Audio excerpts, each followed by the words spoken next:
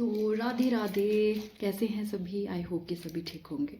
और आज 11 जनवरी हो गई है और बर्फ़ का कुछ नामो निशान नहीं है शिमला में। और ठंड इतनी हो गई है कि पूछो मत। ठीक है। और छुट्टियों में फिर क्या कर सकते हैं जब ठंड भी हो, बट अगर आप कुछ काम करते रहेंगे तो आपको ठंड नहीं लगती है। ठीक है। तो वैसे तो घर में काफ़ी काम होता है, तो वो सारा कंप्लीट करके फिर कुछ एक नई चीज़ें होती हैं जो अगर आपका हॉबी है, कुछ आप नया सीखना चाहते हो तो वो सीखते रहना चाहिए।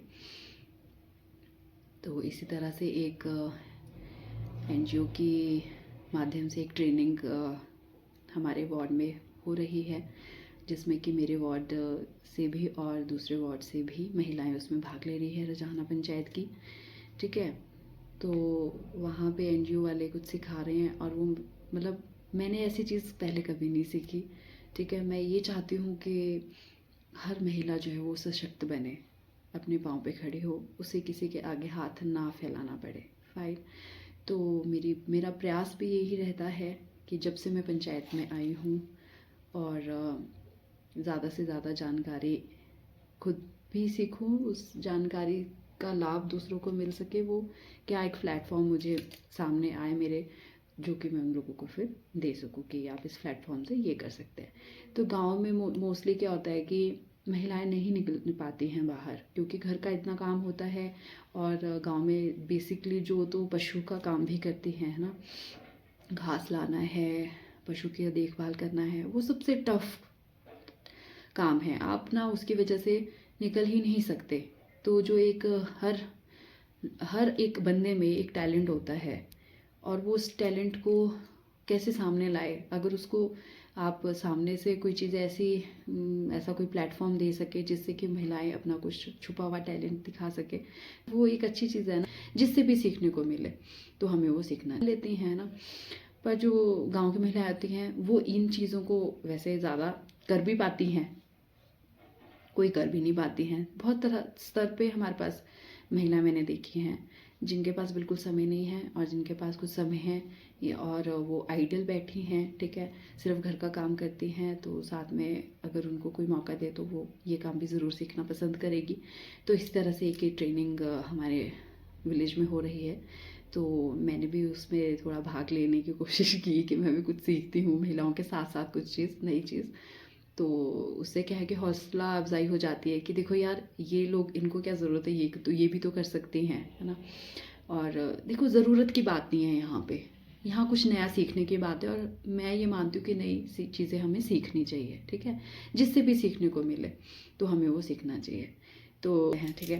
तो ये एक ट्रेनिंग हो रही है जो कि जिसमें हम ये थ्रेड, अपना सीज़र, ठीक है, नीडल का यूज़ करते हैं और हम ये बनाते हैं। सो this is really pretty and I made it, है ना। एंड आई एम मतलब नॉट बिलीविंग इट कि मैंने ये बनाया है गाइस। ठीक है। क्योंकि पढ़ाई पढ़ाई में रहे, फिर जॉब भी की, ठीक है, हाउसवाइफ भी रही और पंचायत में भी रही। अब ऑलमोस्ट हमारा टेन्योर जो है वो इस महीने ख़त्म हो जाएगा। सो ये क्लास ट्रेनिंग्स थी जो बड़ी ड्यू थी 3-4 महीने से। मेरे सहयोग में मेरे एक बहुत ही अच्छे मेरे सखी हैं, निशा जी, जिनके माध्यम से ये ट्रेनिंग यहाँ पे हो रही है, एक एनजीओ करवा रही है।